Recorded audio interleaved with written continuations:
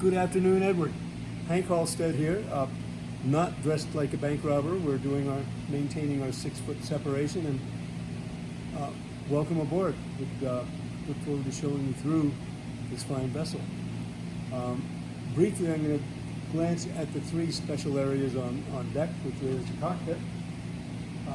More special is Captain Steve Lawson, who's been maintaining this boat really for the last 20 years. 20 plus years I've been on the boat. 20 plus years. But basically, we'll come back aboard after looking at the bottom. We'll focus on this cockpit area, which just lives extremely well. From the helm, all controls at the helm, large cockpit table, and then a serving bar up forward, and these great walkthroughs, which are pretty unique in boats this size to this vessel. Marvelous protection in the main cockpit, and all of this canvas will be new as of this spring. Let's go aft for just a second. Okay, looking briefly into the aft cockpit, and it's important to understand for this entire tour, as of 2 days ago, this entire boat was covered in plastic. We are in mid-job in most service items aboard, so we'll do our best to clear many things out of the way, but when this area dresses up with the cushions, it is it's one of the most special places on the boat, particularly the way it connects directly to the owner's stateroom immediately below. Also gives great access to the davits back aft, which are automatic.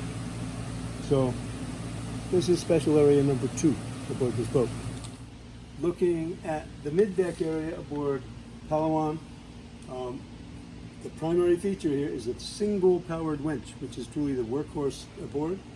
That hoists all the headsails. If one person does it, that's magic. Very good working area of the boat. 2 life rafts positioned as they should be. This area is really well conceived for simple operation.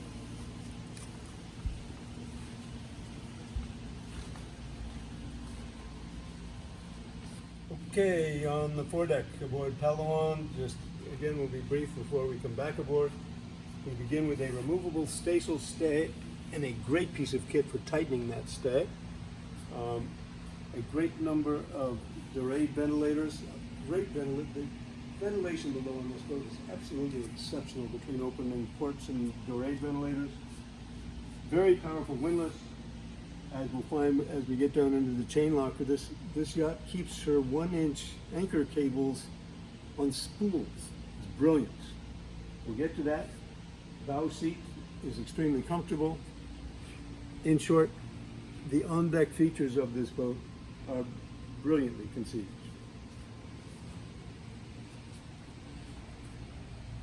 Okay, so here we are down below Palawan.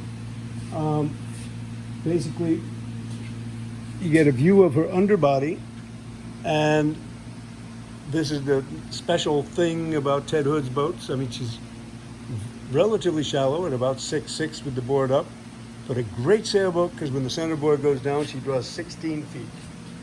There's a trim board just forward of this chain, which also adds to directional stability, both under power and when she's power reaching. It adds a lot of lateral stability in the back end of the bus. You had asked about the propeller. This is a 34-inch max prop. It's been sent back for rebuilding, prepped for the season. If you go cruising in the East Coast, you come to love those guys, which are lobster pot cutters. Another indication, you had asked about osmosis, and truly, as I look at this bottom, this was done in the early 2000s, but she was completely resealed with epoxy, and I don't see, and we're 10 years later, and I don't see the beginnings of any kind of osmotic activity whatsoever. That's good news.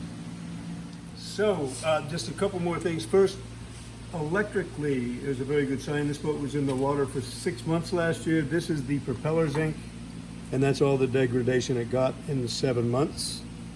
Also, Mr. Watson, when he built the boat, wanted to be able to remove, this is a big shaft, I think it's a 2.5-inch shaft. He wanted the shaft removable for the boat, so this little bit of the rudder is removable. So when the shaft comes out, they decouple it, turn it slightly sideways, and the shaft will go right by the rudder. So a quick look at the top sides all grip, which in general, she retains a good shine. There are a couple blemishes here and there, but overall, I would go out and put some dents in this thing before I paint it again. It retains overall a good shine. There are a couple blemishes that are being looked at this spring. In general, the all grip is good.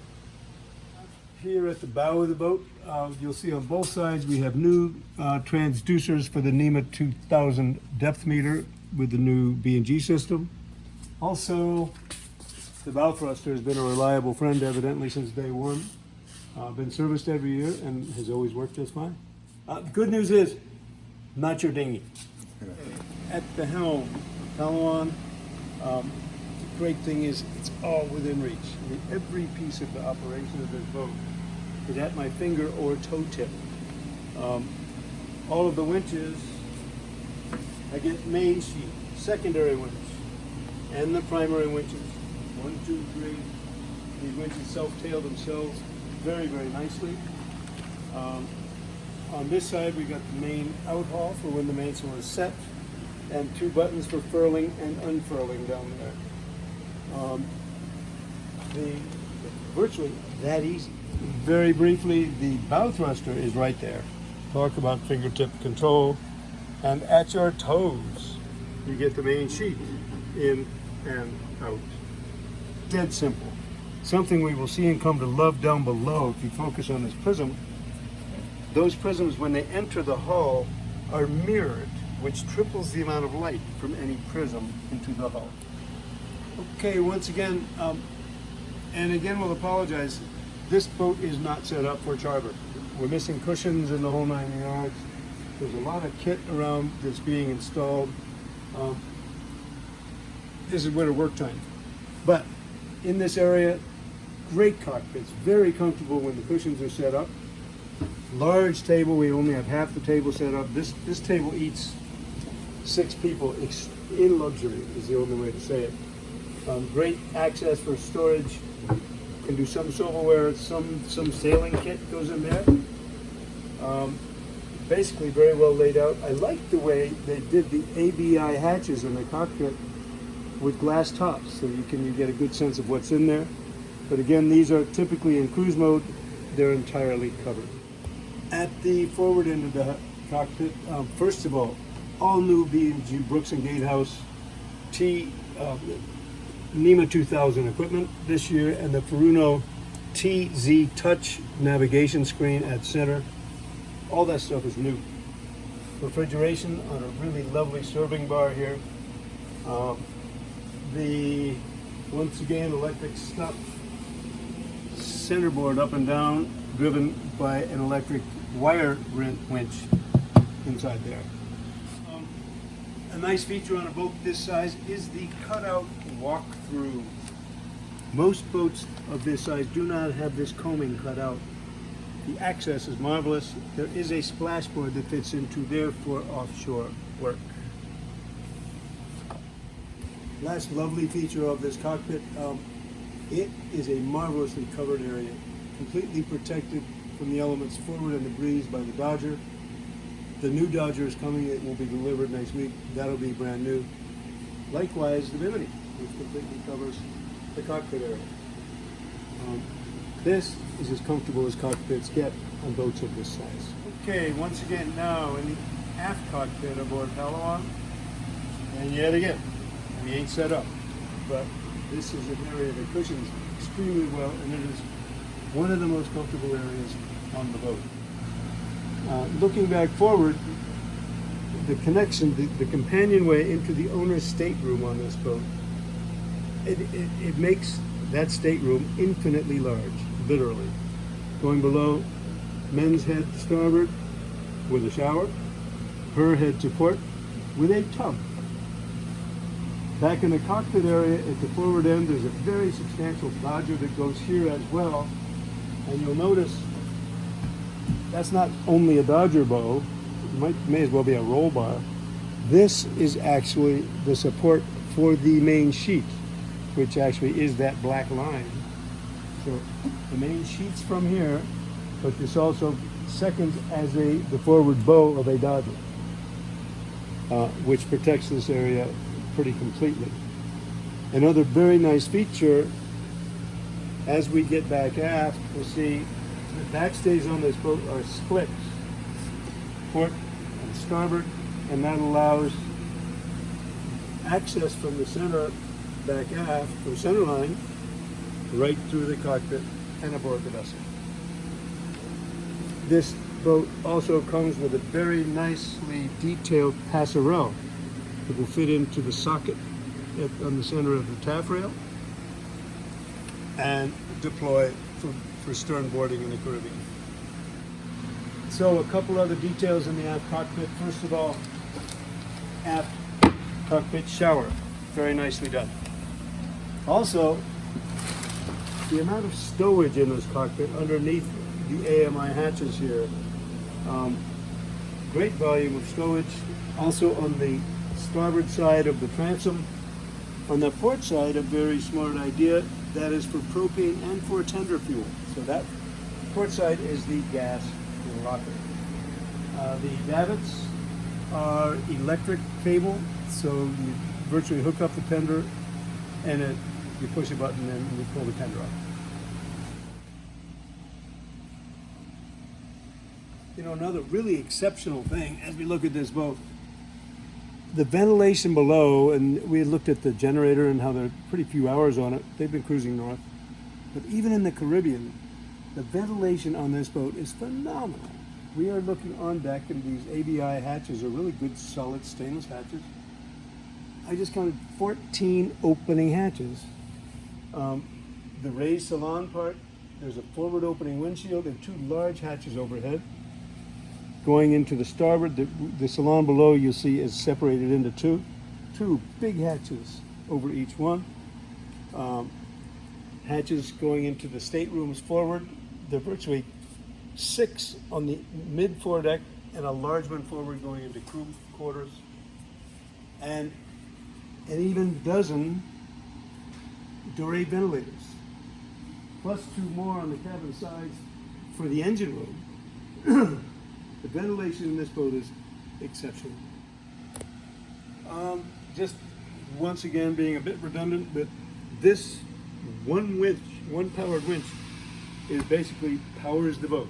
Every sail is raised with this. They're all properly led to the various tail areas, but it's just one winch, one power, proper leads, and it just makes life simple.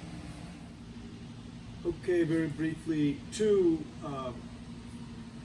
look like 12-man rafts to me, and they can be rigged when the boat is in MCA charter class, can be rigged with hydrostatic releases, which is great. Going forward, that guy is a real enabler.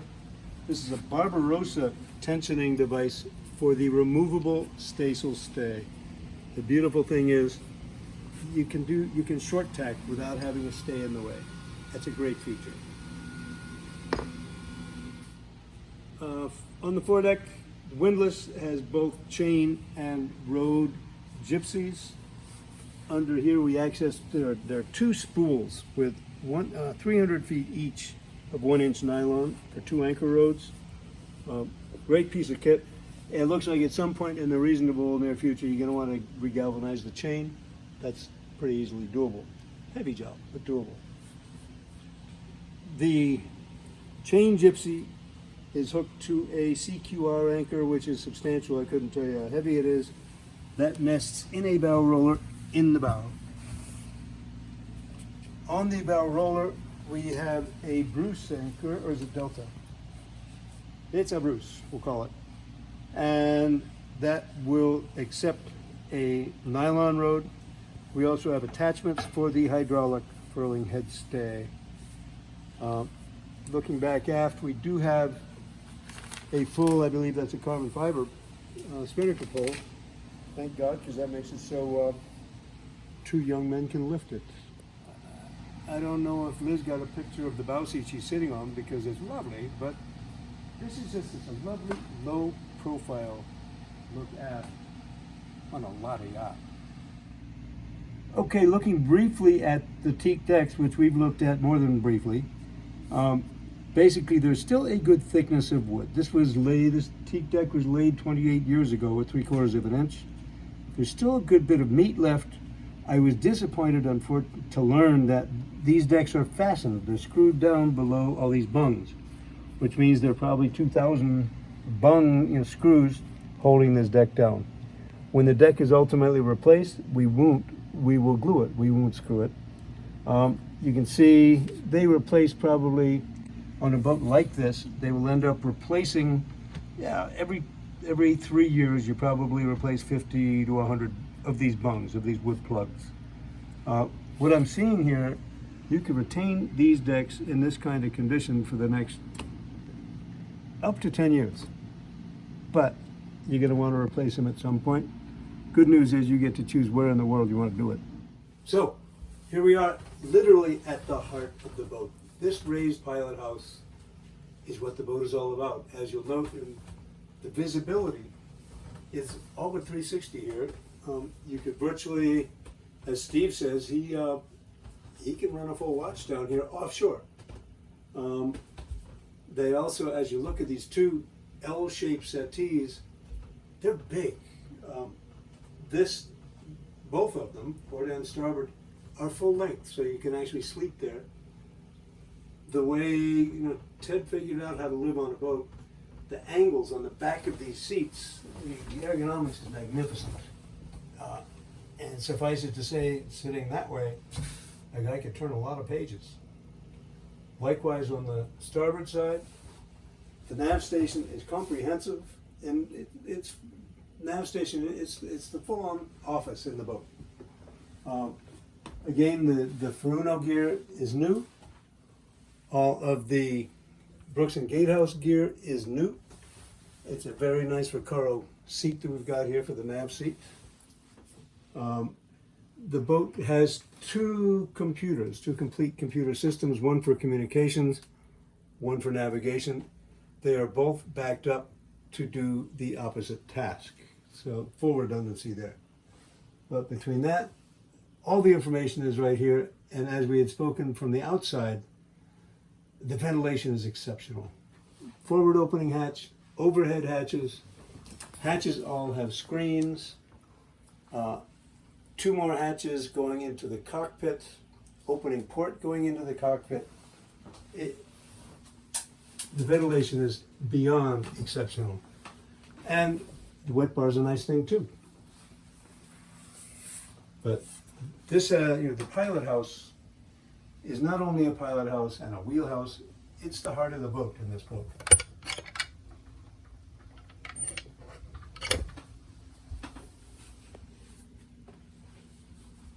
So there we have it.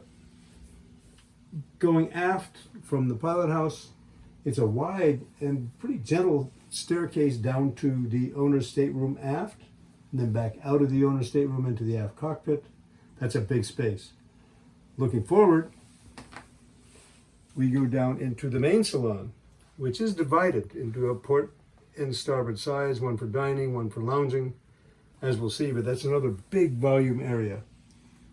The other thing that's going on in this boat, underneath these two raised settees, are the two guest cabins. And as we'll see, down in the very large slack bilges of this boat, those are big cabins indeed. Okay, main salon, starboard side. Yet again, opening hatches overhead, two of them, opening ports. Ventilation's amazing. Also, we have hull ports, so the light down below in these boats is really exceptional. Again, large L-shaped settee, comfortable easy chair that swivels, the home without the ice maker, and as we see going into both of the staterooms, this is starboard side, this is the narwhal tusk, and that's a very cool thing. There's one on either side. I don't know that they're included with the boat. I understand they can be. So we're looking at, here we have the underbody, and there you get your 16-foot centerboard, trim board back aft. I was amazed on the Little Harbor 75s. The amount of work this trim board does is amazing. It's a marvelous balancing tool. But overall, it's a handsome profile, and that's what we've got. Okay, on the aft bulkhead of the port salon, first of all, we get the ivory collection, which is the scrimshaw collection, rather. Nicely done, just inboard of the narwhal. And then we look into, and this is one of the great things about these boats, there's so much volume that we have a large guest stateroom immediately aft, actually port and starboard side. Okay, looking into the port salon, first of all, this painting of this boat winning the Sesquicentennial Regatta in 1994 is not available. We do have a transatlantic race plaque. And going back to Magic Carpets, Edward, check this out. This is a gimbal table like they didn't conceive in those days. The center doesn't gimbal, only the leaves. You don't see gimbal tables anymore. That's wonderful. Beyond that, we have dining here. That's, I think, what that occasional chair is for there. We dine here easily for 8 with diners at either end. On the forward bulkhead, we got the Insignia TV and monitor and entertainment center there. On centerline, glass storage and just an elegant bevel glass locker up there. The light can be either white or red. And there's actually even a Dorade ventilator that goes into that area. Okay, on the port side, the main salon, first of all, on the aft bulkhead, a very nice scrimshaw collection and a lit locker with storage above and below. Got the narwhal tusk, which is a pretty cool thing. And then looking into the stateroom, it's a lot of space in there. Because of the slack bilges in the middle of this boat, it allows big volume. There's a stateroom on either side of the mid section of the boat here, both with twin berths, large. Lockers up above those berths and bookshelves. These lockers are actually a great innovation of Ted Hood's. They took out of airplanes, but it's a nice piece of woodwork and a functional storage space. Writing desk at the end of the inboard berth, another large berth, and as we will see going through this boat, there's access to the engine room pretty much on all sides of it. So we would get to the port side of the engine there. Fully aft, there's also a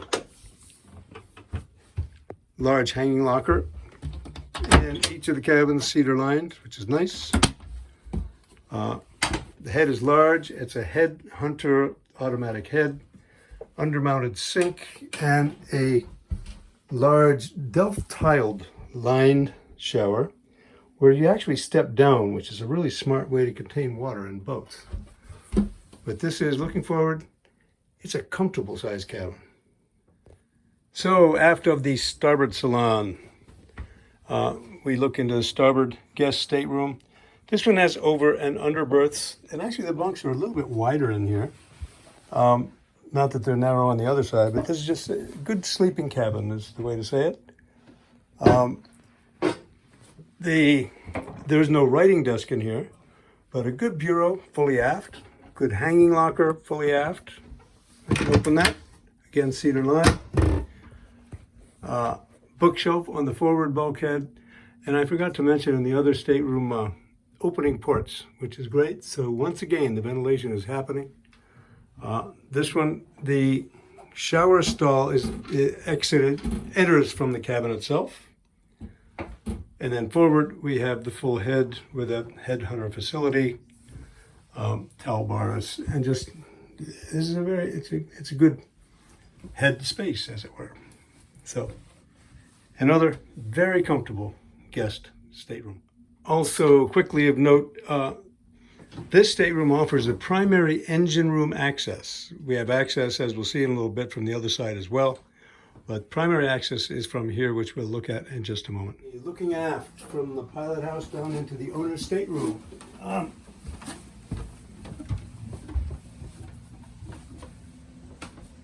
Basically, we've got a full beam width cabin. Both sides are exactly the same on the aft end of the boat. Apologies for all of the cushions which are living in her side at the moment. But the bunks are same size and they're both large, full-size berths, you would say. Both sides have same hanging lockers. Bookshelves outboard, great stowage, nightstand, and stowage underneath the berths. Forward bulkhead on the starboard side is a full writing desk and virtual office area on the boat. We also, in the overhead, and this is a brilliant idea, this is an Andrew Winch original, but they took their prisms and they lined them with mirrors, which doubles the amount of light that is brought below by the prisms. All the mirrors in this stateroom were replaced this year. And it's a great trick. Also, these skylights can close to keep it dark in morning hours. Forward to port, again, everything we're seeing on that side is mirrored what is on the starboard side. Interestingly, this is his bunk because he gets the navigation gear overhead and the compass overhead. On the port side, she gets the compass, no nav gear. Other than that, the two sides are virtually identical, except there's a lounge and called a chaise lounge forward on the port side. Truly, this is the great piece. To have this as an addition to the owner's stateroom on any boat, it's magnificent. There's the water, there's the passerelle, there's the tender. This is all cushioned as a really comfortable and private area. I love aft cockpits. So, still in the owner's quarters of the yacht, which is very cool. What you get, again, on the starboard side, you get his head, which is full head, actually with a manual facility, a Groco manual head, and a full stall shower, which is great, on the starboard side. Again, the Delft tiles and all that, nice, very nice detailing. On the port side, port side, we get her head, which is very much equivalent, although it's got a Groco automatic head facility and a bathtub, as it should be.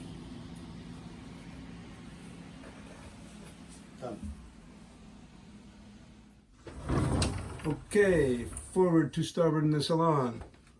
Everything forward of this bulkhead is for crew. Coming forward into the crew space, we get a good-sized dinette, which is presently occupied, but good-sized dinette, good storage outboard, but this is truly where the crew lives. And it's good, reasonable space. Looking on the inboard bulkhead, we get all of the electronic controls of the boat. You can see both for 110, for the 220, and the DC panel as well. That is the power center of the boat. And as a matter of interest, underneath me is the generator. And I made mention that the generator was changed at one point in one day. It was very easily lifted out and right up that forward hatch over the crew head. Coming further into this space, there's crew entertainment space, there's radio. This is also, I'm assuming it's nav station as well, so that they can monitor position of the boat. On the port side, double deep stainless sinks, good storage. Above, condiment storage and drawer lockers, storage under the sinks. Toaster oven behind me, microwave, looks like convection as well. And then good refrigeration from both 110 volt and 220 volt. The 110 can also be brought in via the batteries and inverter. All the reefer and freezer has eutectic holding plates to keep the temperature down.